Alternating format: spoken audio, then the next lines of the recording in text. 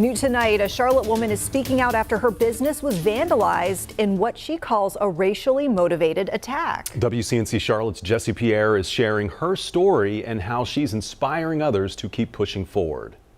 Angel Pittman says she's loved doing hair since she was a little girl. She dreamed of transforming her buses into a salon, but instead they were damaged, and she believes it's because of the color of her skin. But I did not ever picture that to happen to me, you know what I'm saying? I was just like so happy-go-lucky, and then I was just like reality. 20-year-old Angel Pittman had a plan in motion to have her very own hair salon. I had bought some land and I had bought some buses to put on my land because I wanted to have a tiny home out of one bus, and I wanted to have a salon out of two of my other buses. She left the buses on her property in Salisbury, only to return a week later to this devastation. I'm seeing all of these racial slurs, and then I'm seeing my glass broke. I'm like, this bus that I just bought, that I spent all this money on, now has all these racial slurs on it.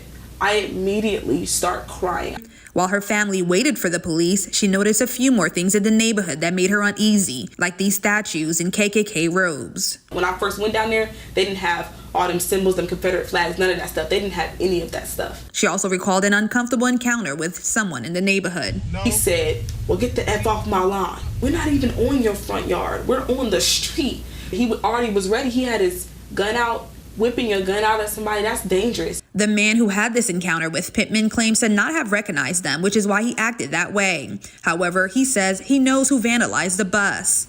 Despite that claim, no arrests have been made since the incident in September. However, she has a message to those who did the damage. You get back what you give. So if you give out hate, you're going to always get hate. And racism is hate.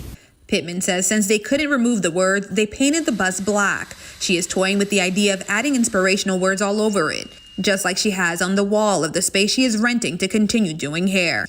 Pittman says her goal now is to raise enough money to get a new lot of land, but this time in Charlotte. Jessie Pierre, WCNC Charlotte.